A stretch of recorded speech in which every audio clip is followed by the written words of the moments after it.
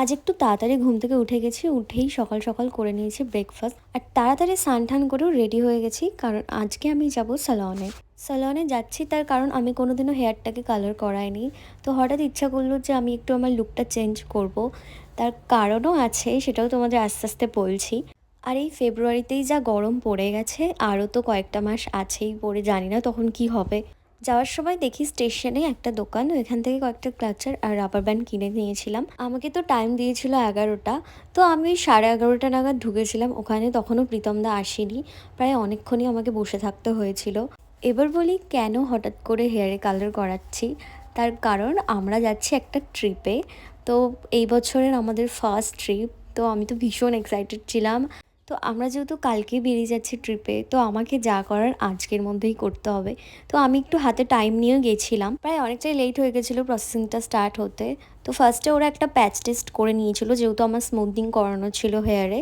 তো ওরা দেখছিল যে আমার কালারটা হেয়ারে ধরবে কিনা, আর কালারটা ওরা আমাকে দেখিয়েই দিয়েছিল যে এই কালারটা রাখবে কিনা।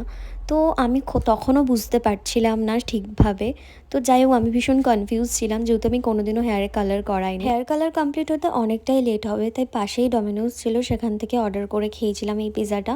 আমার খাওয়ার পরে ওরা প্রসেসিংটা স্টার্ট করে। আর লাস্টে যখন কমপ্লিট হয়, মানে যখন ওয়াশ হয় হেয়ারটা, তো তখন আমার মনটা পুরো খারাপ হয়ে যায় দেখেই হেয়ারটা। মানে বোঝাই যাচ্ছিল না কালারটা। তো প্রীতমদাও বুঝতে পেরেছিল। তো আমার তো পুরো মনটা খারাপ হয়ে গেছিলো। যাই হোক, তখন প্রীতমদা একটা অ্যাডভাইস দিল আমাকে।